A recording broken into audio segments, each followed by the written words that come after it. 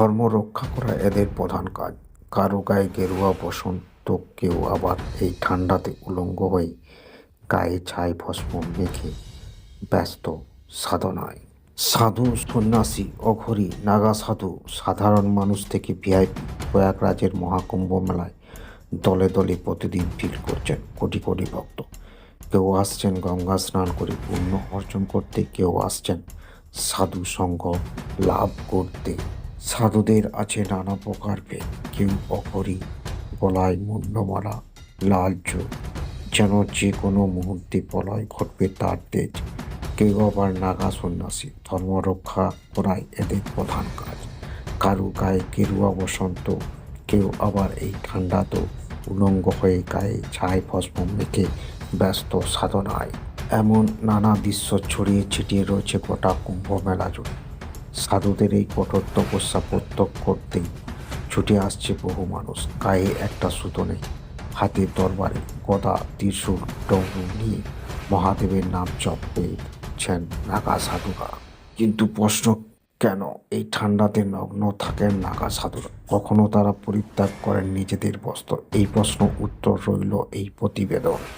নাগা সন্ন্যাসী হওয়ার প্রক্রিয়া খুবই কঠিন এবং দীর্ঘ। একজন সাধারণ মানুষের নাগা সন্ন্যাসী হয়ে উঠতে কমপক্ষে প্রায় 6 বছর সময় লাগে। নিয়ম মতে একজন উলঙ্গ নাগা সাধু শুধু মাতর কটি ছাড়া আর কিছুই পড়তে পারেন না। কুম্ভ মেলাতেই সন্ন্যাসী হওয়ার জন্য চূড়ান্ত শপথ নেন তারা। এই সময় অনেক জীবন থেকে শেষ বস্ত্রটুকু ত্যাগ করেন। এরপর সারা জীবন ওইভাবে জীবন অতিবাহিত করে নাগা সন্ন্যাসীরা। এর কারণে বহু নাগা সন্ন্যাসী কেবল কোটি পরে ঘুরে বেড়ান। সন্ন্যাসী হওয়ার আগে প্রথমে কোনো ব্যক্তিকে দীর্ঘকাল ব্রহ্মচারী থাকতে হয়।